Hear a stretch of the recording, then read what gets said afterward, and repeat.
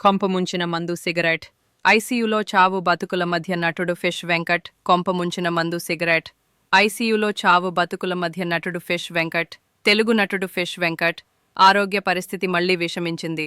ప్రస్తుతం ఆయన వెంటిలేటర్పై చికిత్స తీసుకుంటూ ఎదుటి వ్యక్తిని కూడా గుర్తుపట్టలేని స్థితిలో ఉన్నారు. గత 9 నెలలుగా కిడ్నీ సమస్యలతో డయాలసిస్ చేస్తూ వస్తున్న ఆయన తాజాగా మరోసారి ఆసుపత్రిలో చేరారు. ప్రస్తుతం ఓ ప్రైవేట్ ఆసుపత్రిలో చికిత్స పొందుతున్న వెంకట్ వీడియో సోషల్ మీడియాలో వైరల్ అవుతోంది. చికిత్స ఖర్చులు భరించలేని పరిస్థితిలో ఉన్నామని, సహాయం చేయాలని కుటుంబ సభ్యులు దాతలను వేడుకుంటున్నారు.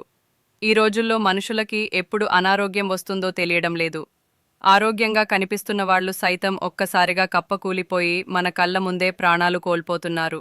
ఆహారపు అలవాటు, క్రమశిక్షణ లేని జీవనశైలి వల్లే ఇలాంటి ఘటనలు ఎక్కువగా జరుగుతున్నాయని వైద్యులు చెబుతున్నారు.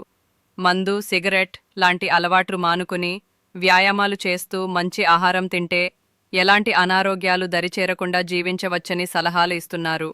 ఆరోగ్యంగా ఉన్నవాళ్లకే ఇన్ని జాగ్రత్తలు తీసుకోవాలని చెబుతుంటే ఇక తీవ్ర అనారోగ్యానికి గురై చావు అంచుల దాకా వెళ్లి వచ్చిన వ్యక్తి ఇంకెన్ని జాగ్రత్తలు తీసుకోవాలి?